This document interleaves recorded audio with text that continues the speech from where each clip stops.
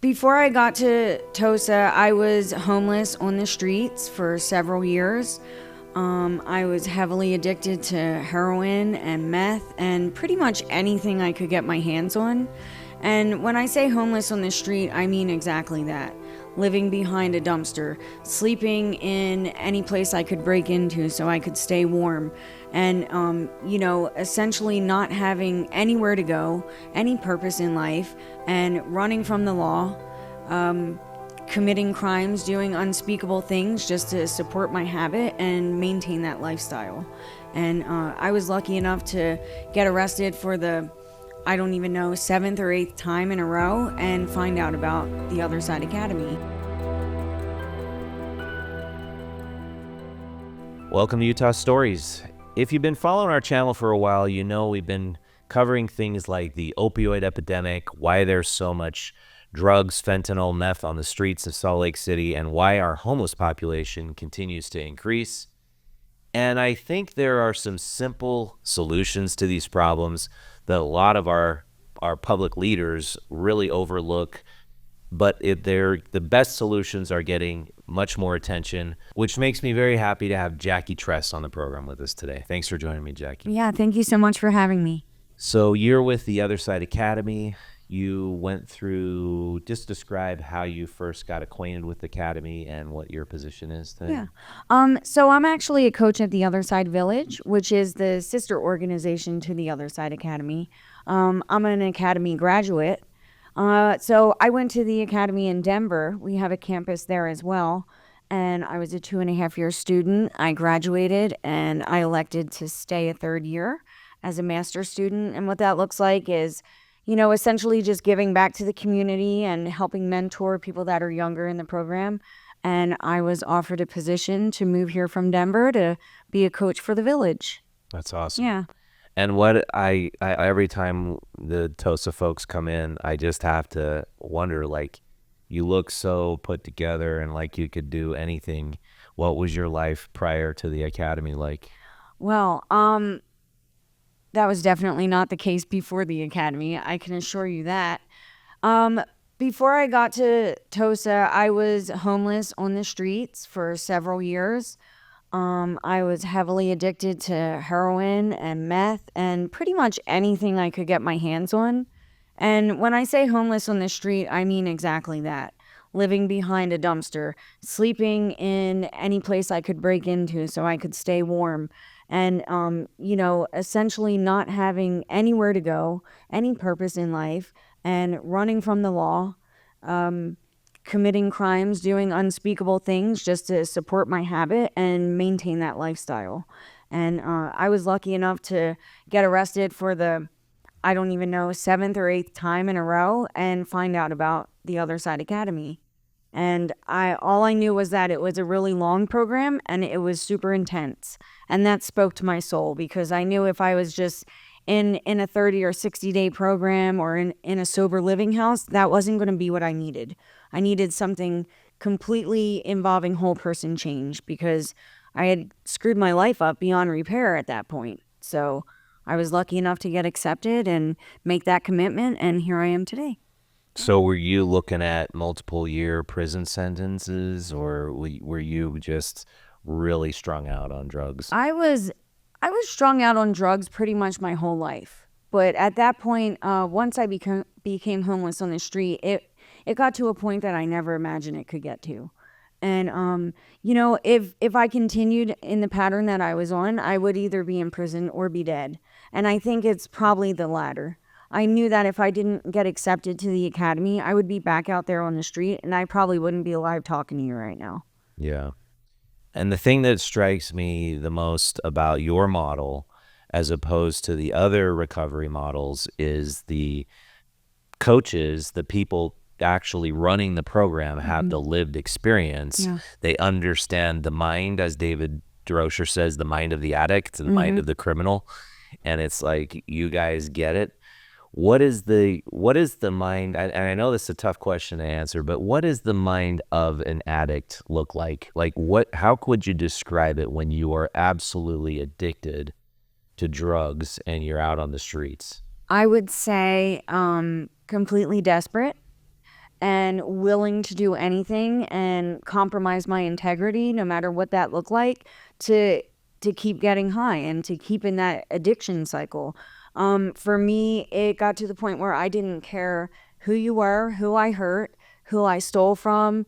I compromised my integrity in so many different ways that I never thought I would, whether that's stealing from people, lying to people, hurting people, breaking into businesses, theft, selling my body, whatever it looked like. It didn't matter as long as I could get that next fix. And, I used to tell myself that I had camaraderie out there on the streets, and we had like this unspeakable bond between other homeless people, but it was really cutthroat. And I was just completely desperate and all alone. And in my on my darkest day, I just accepted it, and I said, you know what, this is who I am, and nothing will ever change. Nobody cares about me. I don't care about anybody. I'm a lone wolf. I'm just going to keep doing my thing, and I'm probably going to die out here. And part of me was at peace with that, but there was always a little fire inside that knew I could be more and do more. I just didn't know how. Yeah. And when you examine the recovery programs that were available to you, or that were court ordered through drug court or whatever, why didn't those work? Why didn't those stick?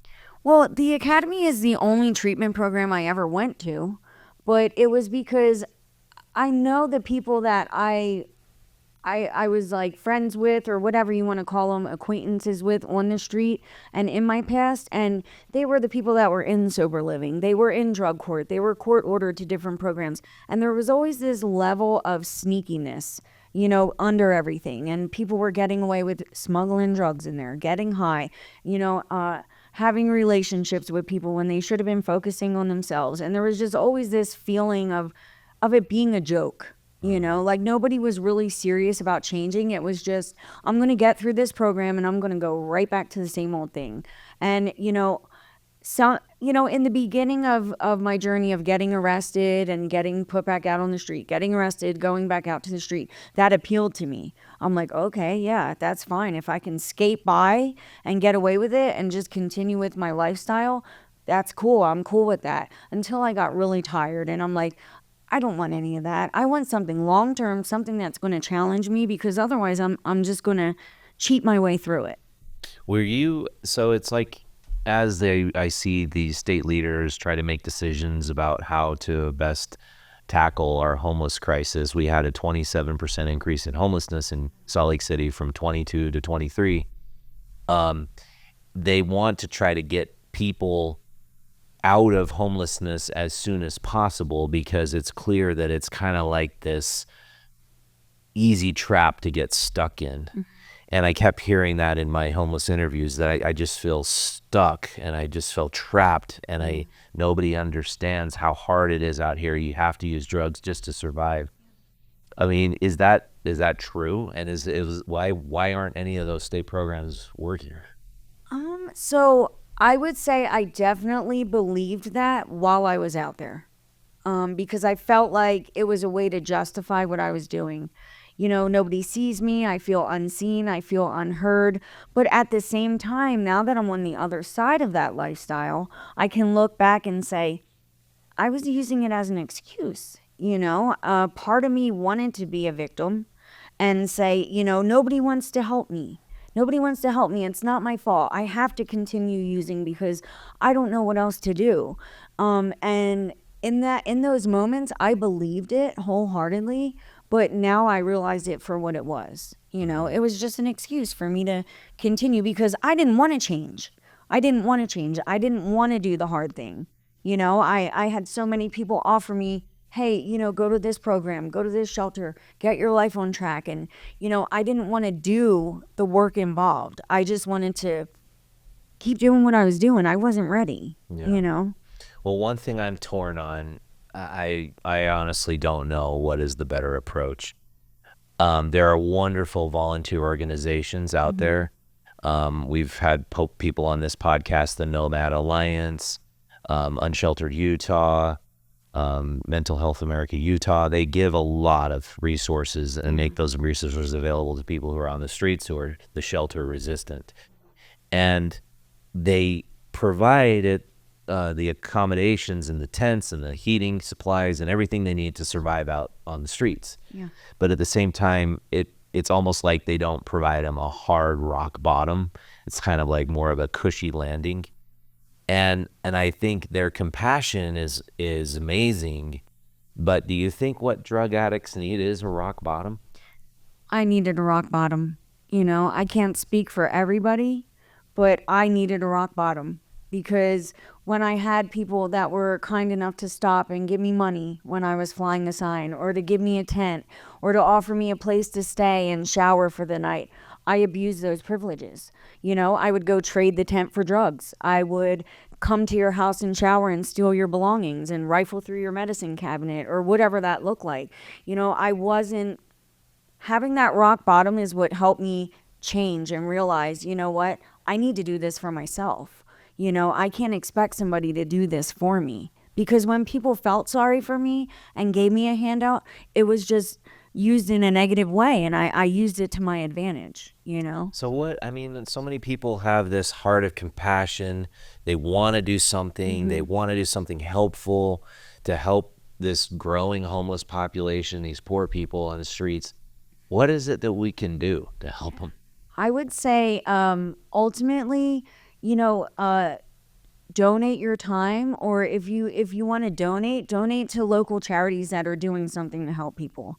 You know, typically when we see somebody, and I still fall into this trap where I see somebody out there homeless on the street, and I want to, you know, I want to get, my first instinct is to give them money or to stop and buy them something to eat, or, you know, do something for them. But then in the back of my mind, I have to remember, okay, well, what I can do is I can give them resources. You know, ultimately, somebody's not going to change unless they want to. So essentially, I'm just enabling the problem if I give somebody money, because I know 9 times out of 10 what they're going to go do with it, you know, and that's based off of my own firsthand experience. So instead, I'll give them a bracelet that has the number to the other side village. I'll explain who we are, what we do. Sometimes people are open to it and receptive, sometimes they're not. But at least I know I did something to try to help them long term. Yeah. Yeah. I think that's great advice. I want to take a little break. When we get back, I want to show a clip of a homeless guy I met yesterday. In very, very, very bad shape, this guy, and just kind of get your comments on his situation and where he's at right now. So we'll take a little break, be right back. This young man for talking to me. Not a lot of people are this courageous to come forward and talk about their problems, especially when they're in the midst of addiction. So I'm going to play this now. Bryant Jones. And you said you came here originally from Price? Yeah, from Price, Utah, about 4 years ago, 2021, to get out to, you know, do what my probation officer wanted me to. I went to Odyssey. I did that program for almost a year and a half between inpatient and outpatient, and I had a relapse, you know, after getting into a relationship. I I spent about, I don't know, 2 or 3 months out on the street trying to figure out what I was going to do to fix it. And then I went to another program called First Step, same thing, there for about a year. And that's housing too, right? Yeah, oh, sober living. That's like a halfway house, you know. It's transitional, you know. And I never got to the point where I had my own housing, you know. It's sober living is as far as I got. And don't get me wrong, sober living is great, but you know, you're still technically homeless until you get your own. You know, the lease to the lease is signed by me, you know, on my name. So was it another relapse that made that not work out? And now you're at the VOA, and that's not too bad?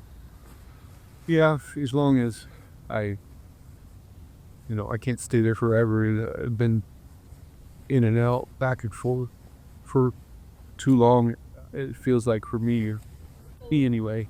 So almost a year. Well, I gotta go. Okay. Who's like told me? Brian, right? Yeah. Nice to meet you, man. Yeah. Yeah, I'm just wondering, have you ever heard of the Other Side Academy? I have my only issues. I have psych meds. Yeah. It sounds like a good program. Really freaking. Yeah, it's cool because I think work is a way to get your mind off your illness and What advice would you have for Brian? The first thing that comes to mind is to reach out to the Other Side Village because we help the population that the Other Side Academy can't necessarily help. People that, have dual diagnosis, that are on psych meds, and, you know, gosh, I wish that I had a secret recipe to give to people. But the best advice I would give is, don't give up and realize that there is something better out there for him. It breaks my heart to see anybody in that state of mind because I hold it very close to my heart, and it's what fuels me to never go back to that. Yeah. Yeah, and he tried so many things. Yeah. Like he said, I've been in and out of Odyssey House. He got First Step House, which is sober living, which is kind of like what you were describing. Yeah. That you realized wasn't going to work for you. But even like, why wouldn't a sober living house work for most people? So, the first thing that comes to mind for me is there's just too much freedom. I think that when we're coming straight off the street, for me personally, and for so many people that I've encountered and went through the program at the academy with, we needed that structure. We needed, that safety of, not having electronics or a phone to reach the outside world. I needed to focus just on myself. I didn't need the added distraction of, what about my family? What about my friends? What about this? What about a job? What about making money? I needed to just focus on my behaviors. I needed to focus on myself and get myself grounded, build a foundation, and then slowly introduce those things back into my life. So I think that when you're in sober living, you have the ability to go out into the community, which increases the risk of running into people that you know from your past, being exposed to people, whether it's on tracks or on public transportation that might be using, having that temptation, maybe not having mentors and people that you can talk to about cravings and different things. I needed to be completely secluded from all of that so I could just focus on myself. And it worked for me. Well, it's like I'm always interested to hear what the homeless community folks think about Tosa Yeah. and the village. And honestly, most of the time I hear like, oh yeah, slavery. Like I'm going to sign up for that. No, thanks. And like I'm going to throw away my phone and I can't contact my friends. Nope, not doing it. Because that sounds like the most brutal part of it. Yes. But then you're saying that's the most critical part. It was the most critical, and I didn't really know a whole lot about the academy and what to expect. But while I was in jail, when I had told people, that I was in jail with, this is what I'm choosing to do, because I wasn't sentenced. I chose, when I got released from jail, I chose to go there. And they're like, you're crazy. It's 2.5 years. They're going to make you work. There were just all of these horror stories. And I said, you know what? What do I have to lose? What do I have to lose? I'm going to have some blind faith. I'm going to go for it. It's what my soul told me to do. There was no like person pushing you in that direction at all. No, You just were like, absolutely this makes not. sense. I would like to say something bigger than myself. My higher power, maybe just whispering in my ear, telling me this is what you need to do. But as far as anybody telling me to go do that, I didn't have family telling me to do it. I didn't have a judge or a lawyer telling me to do it. I had people in jail trying to influence me to not do it and to take the easy road out. But, when I got there, actually having a purpose and being given jobs and different things, I didn't know what that felt like. Whenever I had a job in the past, all of my money went to drugs. I didn't know how to be responsible. I didn't know how to take pride in what I did as a job.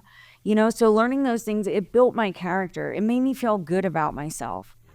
So people that want to say it's slavery, it's this, it's that, people are going to talk, but unless you experience it, you don't know what it can do for you. Well, and it's like if you are not facing a big sentence and you're not in jail and you basically just are a drug addict, Yeah. what have you got to lose? Exactly. I mean, you've got your life to lose if you stay on that path. Yeah. What do you got to lose by enrolling in the academy and giving it a shot to be in the tiny home village and having Exactly. it just seems like such a great program and a no-brainer. And if I could just add real quick, the magic for me and the thing that really helped me was getting to the academy and realizing that everybody that I saw and I looked up to, these women that held their head really high, and I looked at them and I said, there's no way they were a gutter junkie like me, or there's no way that they put themselves in these situations, because I saw them as they were now, right?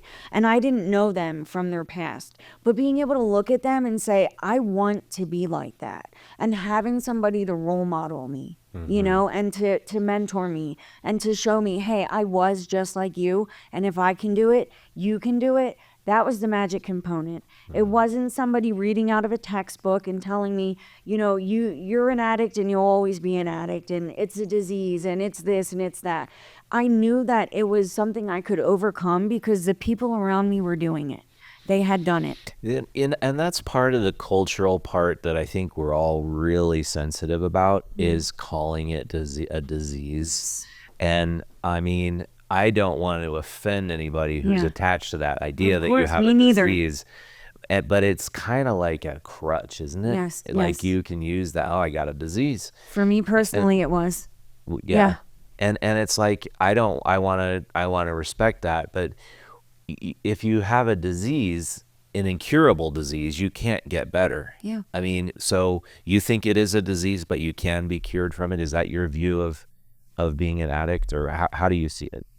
I don't want to stir the pot, but for me personally, my whole life, I clung to the idea that it was a disease. It was something I couldn't help. It was something I didn't have control over. It wasn't my fault. And I'm not saying that's not true for certain people, but for me personally, it was a choice. It wasn't a disease. I just When did that switch go off? that switch went off at the academy when I learned to take feedback about my choices and my behaviors, and realize that growing up, I did have a lot of situations that I was put in that no child should ever go through, right? And I didn't have a choice in those matters. But once I became an adult and I chose to be frank, to put a needle in my arm and to do that continuously, and to do the things I did and commit the crimes I committed and to live the lifestyle I did, that's when at that point, it's not a disease, it's a choice.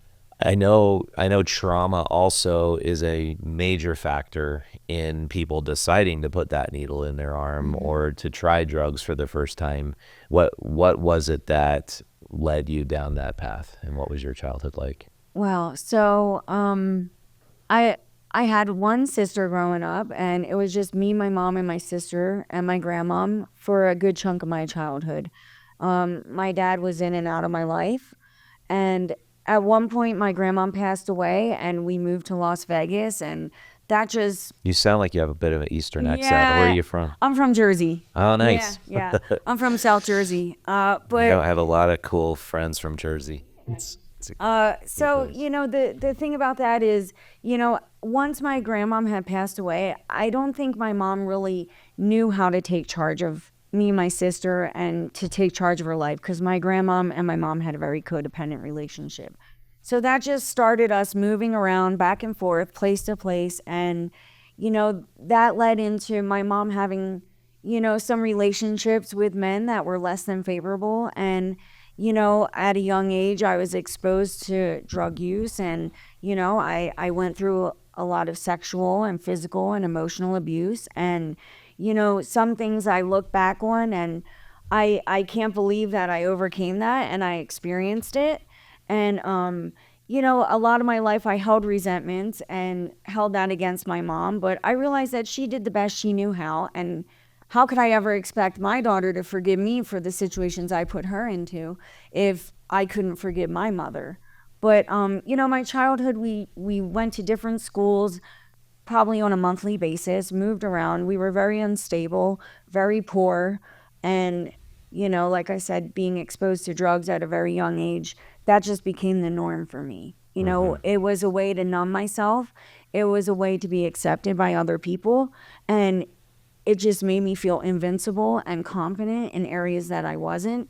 And it was just a false sense of security. But it became the norm, you know, and that just started at a young age, probably between 8 and 10 years old. Wow. And it just escalated into full-time permanent drug use, and it was just what I knew, and it was acceptable and normal to me, you know. And so I think people look at this and often look at people on the street and they're like, look at all these dirty bums, man, just clogging up our parks, our trails. They're using drugs all day. And they don't imagine how these people got here. That's why I like to hear how you got here. Usually it's intergenerational. Yes. Like you said, your mother was kind of wrapped up in all that. And I see this cycle just continues. Like moms pass it on to their kids, and then the kids pass it on to their kids, and it's like we have this big drug opioid epidemic addiction crisis in the United States. Is it all due, like I just read this incredible book called Dreamland by Samuel Quinones, and he's goes into detail about the opioid epidemic and the pharmaceutical companies being definitely complacent. Yeah. But is it just because we all have too much pain we're dealing with at the root of this? Like, was you think your mother was using those drugs to deal with the pain she suffered from, and then you ended up as a result having pain you needed to numb? Or is it pleasure you're trying to feel, or what is the root cause? So the thing with my mom is her addiction, I would say, was more or less the codependence with men, you know, and the men that she was with were the ones that were using. I can't confirm nor deny if she was wrapped up in the actual drug use, but I have my suspicions. You know what I mean? But that's neither here nor there. But I think it is a lot of pain, and maybe people not being able to realize like that there's outlets and there's healthy ways to deal with it. Because I know for me, once I got into a car accident and I was prescribed a pain pill, it was just, oh, all of a sudden I feel okay. I wouldn't be where I am today without the mentors that I have in my life. And I just want to make it perfectly clear that just because I went through the academy and now I'm in the position of mentoring others and coaching others in their journey, I still use those tools every single day of my life. If I have something emotional that I'm going through, if I have a thought that, you know, I'm like, I drive by and I see a homeless person and I just have a thought or a memory, I go to my mentors. I still have people in my life that I talk to. And that's the most important thing, is that connection and being vulnerable about what I'm going through. Yeah. Yeah, that's great. I watched a little segment from Joseph Granny last night where he talked about the basis of the beginning of the TOSA model is telling the truth, and that is so difficult for a lot of people to do. Why is the truth so critical? Like I'm trying to explain to my 7-year-old daughter why she should stop lying. So why is that such a critical component to our lives and relationship and recovery? Because for me, the truth is pure and it's freeing. You don't have to justify the truth. It just is what it is, you know? And when I learned that it's okay to tell the truth, and if it hurts somebody or it's painful for me, I just need to take accountability in whatever that truth is. And so much of my life, my truth was just distorted and it was not truth at all, you know? But I suppose you can't take accountability if you're telling a lie. exactly. Like- You can tell yourself that you are, but it's until you experience truth and integrity in like its purest form for what it really is, there's nothing like it in the world. What's the community like at the Other Side Village? Oh wow. It's indescribable. It's something that you know, my whole life I had longed for, and I didn't know it was missing until I experienced it. And it's the thought of, somebody's going to hold me accountable, but they're going to love me through it. In essence, I would say kind of like a tough love. I never really understood what that meant. But if I'm falling short, those in my circle are going to tell me, hey, you're messing up, you're falling short. But they're also going to wrap their arms around me and help me get through it, whatever that might look like. And it's just, when you say the word truth, the community that we have, that's what it is. It's truth and it's pure love, but in a way that many of us probably have never experienced. Yeah. And sometimes it hurts, but that's what we need sometimes. I heard this little snippet of the story only a few weeks ago. Dave DeRocher's like telling the chief of police for Salt Lake City, we're going to fill this mansion full of convicts. They're going to fix it up and they're going to be the best neighbors ever. Yeah. And the chief's like, yeah, right. And he's like, what kind of are you putting ankle bracelets on all of them? Are you going to just like put the smack down when they escape? And and it's like, nope, I'm going to trust them and they're going to be awesome. And then a year later, the city council was voting on saying this is too many convicts in one space. You're going to have to move. And all the neighbors that are in that place on just below 7th East and 1st South came forward. The neighbors around their facility said, these guys are incredible. Yeah. We love having them here. Do not change. Do not make them move. Yeah. It's and that's how so do you do true. Well, I think, a perfect example, when I first got to the academy, Lola, she's the director of the academy in Denver. And when she trusted me to go into her apartment and clean her apartment, and, her diamond engagement ring is sitting there and the keys to her car, and that feeling of, this person trusts me. I would never have done anything to violate that trust. And that was something that helped build me up and realize, like, I want to be somebody different. Somebody actually has belief in me and trust in me. And there's something that does to somebody's character. That built me up in a way that, no ankle bracelet, no fine, no, containment in a jail or a prison. Nothing like that would have ever done that for my inside, for my soul or for my spirit, as somebody that barely knew me, giving me trust and saying, okay, and if you do mess it up, we'll deal with it then. But you know what? I don't think you will. And having a belief and a faith in me. Yeah, that takes a tremendous amount of faith. Like, just what happened here in Salt Lake, and now is happening in Denver, and a new campus again. Is another place being planned too? Well, as far as I know, we're just expanding the campus in Denver. They just acquired another property and did a lot of remodeling and renovation, and they're going to do a ribbon cutting ceremony on that. I think it was proposed in March, but it might have been pushed out. But, I don't know. The possibilities are endless. Yeah. I know that at one point the village was just an idea and a vision, and now here it is. It's happening. Yeah. So. Yeah, it's way cool. Yeah. And what's in store for you? Like, where do you see yourself in the next 3 to 5 years? I see myself continuing to work for the prep school and helping people that are coming off the streets and just continuing to pay it forward. And, there are days where I wake up and I can't believe my life is what it is. And I literally know what it's like to experience awe when I get to see people come in completely broken. I get to share my story. I get to tell them, and they're like, no way. And I'm like, yeah. It's true. It's true. And that's going to be you someday, telling your story and helping pull somebody, behind you and lifting them up. And, my future, I see my future where I'm at the village, doing whatever I can. It seems like people don't want to leave. Like, why would you want to leave when you're doing such great work and helping other people? It's amazing. I just can't wait to see it grow and flourish. And the people that I'm helping right now in the prep school, watching them through their change process. And we have a few folks that are about to graduate and transition to the village. And I remember when they came in brand new, and yeah, it fills your soul. Yeah. It fills your soul in a way that no drug or no substance ever could. Yeah, that's awesome. Yeah.